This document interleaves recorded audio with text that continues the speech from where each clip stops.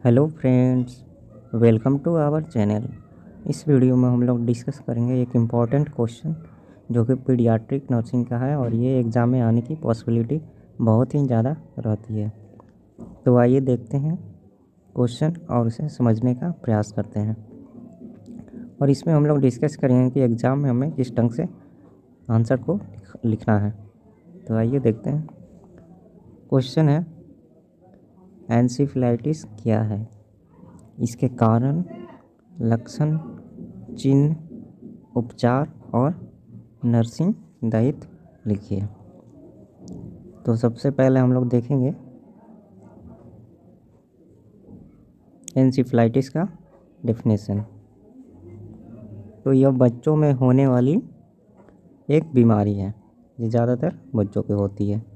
इसे सामान्यतः मस्तिष्क ज्वर कहा जाता है।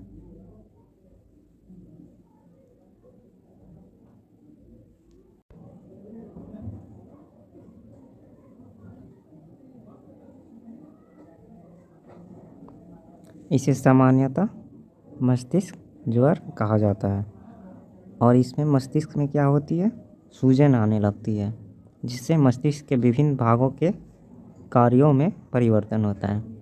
क्योंकि मस्तिष्क में हमारे जो न्यूरॉन्स होते हैं उसमें सूजन आने लगी तो फिर हमारा माइंड सही ढंग से काम नहीं कर पाता है। इसके बाद हम लोग देखेंगे आगे इसके कारण क्या क्या होते हैं। तो कारण में आएगा मस्तिष्क में वायरस, बैक्टीरिया या फंगस द्वारा हुए संक्रमण से। मतलब ये जो बीमारी है वो वायरस, बैक्टीरिया या फंगस के संक्रमण से हो सकता है। और उसमें कौन कौन सा वायरस आएगा, तो हर्पिस सिम्प्लेक्स वायरस, जिसे शॉर्ट में HSV बोला जाता है, और स्पटीन वायरस, जिसे शॉर्ट में EBV बोला जाता है। तो ये था कारण जो कि वायरस या बैक्टीरिया या फंगस से हो सकता है। उसके आगे तो हम लोग देखेंगे तीव्र संक्रामक ज्वर, माने कोई भी वैसा बुखार जो कि संक्रामक रूप से हुआ है, जैसे मीजल्स, मम्प्स, कुकुर खांसी का टीका आदि लगाने के बाद। कभी कभी ऐसा होता है कि हमें मतलब बच्चे को किसी तरह का वैक्सीन दिया जाता है तो उसका कुछ ना कुछ साइड इफ़ेक्ट देखने को मिलता है। तो अगर मीजल्स या मम्प्स या कुकुर खांसी जैसे टीका लगा हो, उसके बाद बुखार आया हो, तो ऐसे सिचुएशन में मस्तिष्क ज्वर होने का खतरा ज़्यादा रहता है। नेक्स्ट है सीसा के जहर के प्रभाव से भी होता है। मतलब बॉडी में अगर लीड की मात्रा ज़्यादा हो गई है तो ये भी एक कारण है मस्तिष्क ज्वर का। इसके बाद हम लोग देखेंगे लक्षण एवं चिन्ह कि मस्तिष्क ज्वर जिसे होता है उसमें क्या क्या लक्षण और चिन्ह दिखाई देंगे। तो आइए देखते हैं।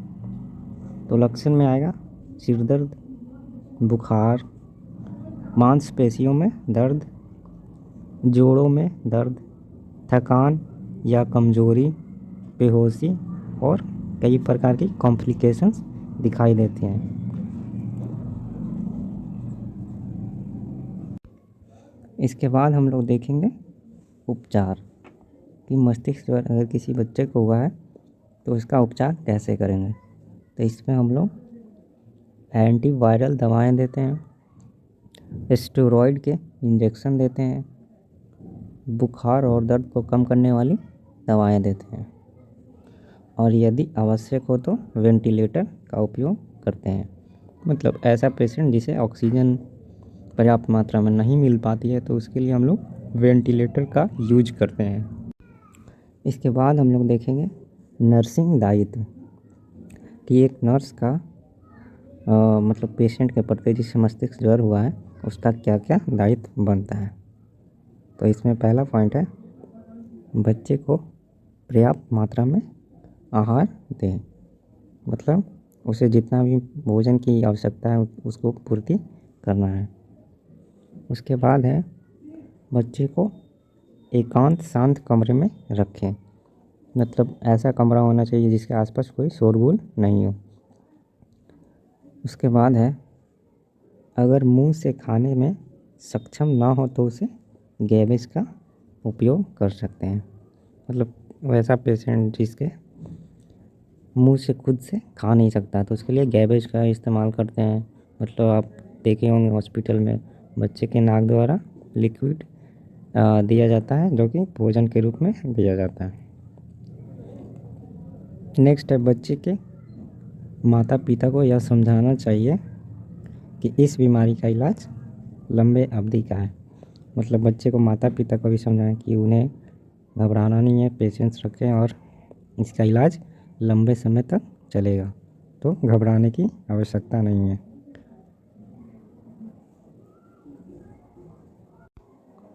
तो ये था हमारा आज का टॉपिक, एंसेफेलाइटिस क्या है, इसके कारण, लक्षण, चिन्ह, उपचार और नर्सिंग दायित्व लिखें। तो इसमें हम लोग ने पूरी तरह से क्वेश्चन का सॉल्यूशन को डिस्कस कर लिया है। तो आई होप ये वीडियो आप सभी के लिए हेल्पफुल रहेगा, और अगर हेल्पफुल लगा हो तो ये वीडियो को अपने दोस्तों को भी शेयर करें, ताकि उन्हें भी इस वीडियो से कुछ लाभ मिल सके। और वीडियो देखने के लिए धन्यवाद।